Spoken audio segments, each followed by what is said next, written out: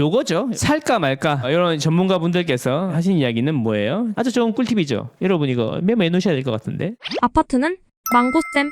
전문가 6명에게 물어봤더니 감당 가능한 범위 내에서 올해 의사결정 해라.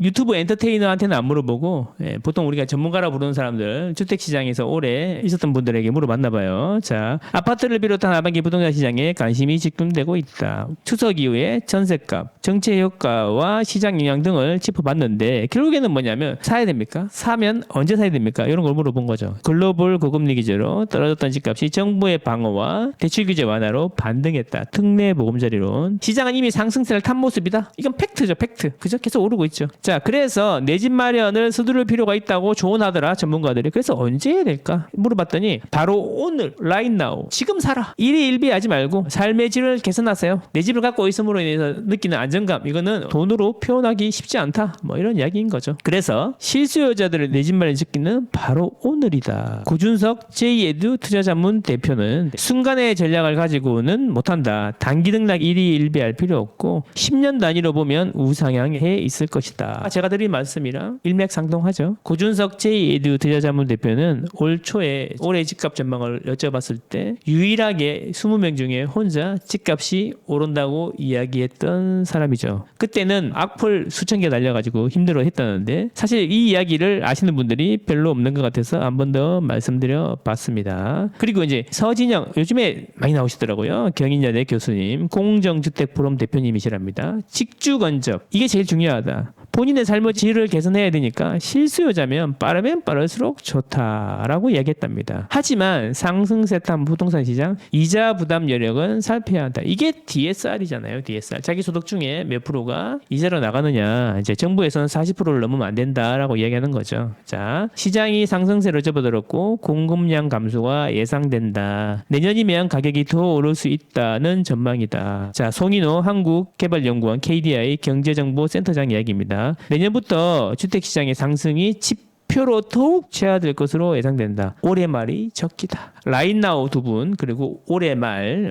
나왔습니다. 자, 윤지의 부동산 114 수석연구원. 부동산 114는 데이터 수집 가공해가지고 건설사들이라든가 언론기관에 판매하는 비즈니스를 하고 있는데 부동산 114는 이 비즈니스 모델을 보고 미래에셋이 인수했죠. 여기서 이제 윤지의 수석연구원님이 아마 제가 본부 중에는 제일 오래 계신 것 같은데 어쨌든 타이밍이 다소 늦은 상황. 뭔 소리냐? 망고쌤 말처럼 3, 4, 5월에 샀어야 된다. 내 집 마련해라 갈아타라 말씀을 드렸던 이야기. 타이밍이 약간 다소 늦었다. 최근 회복세를 감안하면 실수요자가 자산과 소득 수준을 충족했다면 올해 3개월 내에 의사결정을 마무리하는 게 현명해 보인다. 그쵸? 윤지혜 수석연구원님 이야기가 제 이야기죠. 제가 3, 4, 5월에 그렇게 갈아타라고 말씀드리지 않았습니까? 다소 늦은 감이 있지만 그래도 여전히 괜찮다. 자, 함영진 직방 데이터 랩장님 예전에 다른 데 계신 것 같은데 직방으로 가셨죠. 빅데이터를 많이 연구하시는 분입니다. 서울동 수도권 지역은 연내 올해 안에 수도권은 연내에 해라. 지방은 2024년 기준금리 인하 시점.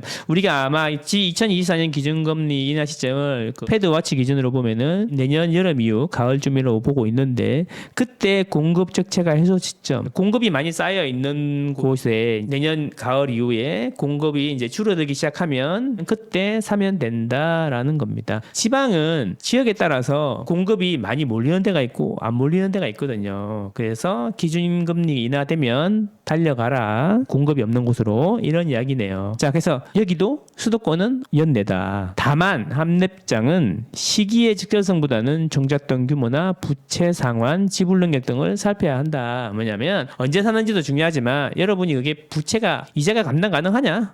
그러면 사라 이런 이야기죠. 그리고 중요한 이야기 저도 동의합니다. 이거 보세요. 단기 차익이 쉽지 않고 대출 이자 부담이 크기 때문에 무주택 실수요자 위주로 주택을 구입하는 게 좋겠다. 투자보다는 장기적인 관점으로 단기적인 이익보다는 장기적인 관점으로 하시는 게 좋겠다라는 거죠. 자, 그래서 분양가 고공행진하는데 그러면 청약은 할까요 말까요?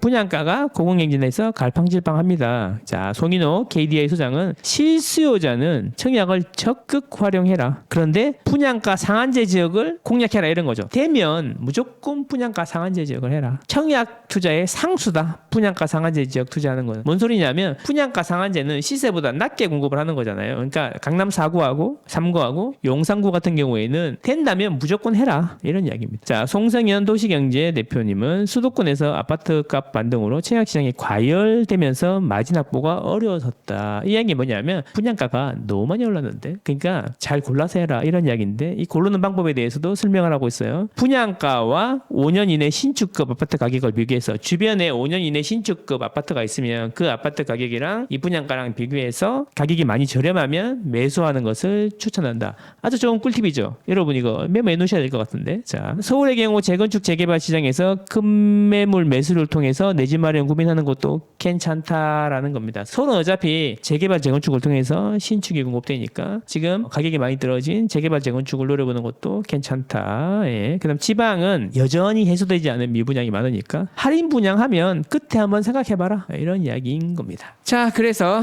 이런 전문가분들께서 하신 이야기는 뭐예요? 올해 안에 내 집 마련해라. 특히 서울 수도권은 그렇다. 지방은 내년 가을쯤 돼서 가는 게 어떻겠냐. 이런 이야기인 것입니다. 여러분의 생각은 어떻습니까? 아직도 갈팡질팡 하시나요? 제가 드리고 싶은 이야기는 그래요. 시장을 보는 눈을 키우는 게 좋다. 그걸 어떻게 하는 거냐? 궁금하신 분들은 아래에 더보기를 눌러주시면 돼요. 얼마 안 남았어요. 저는 여러분과 여러분 가족의 행복을 응원합니다. 안녕.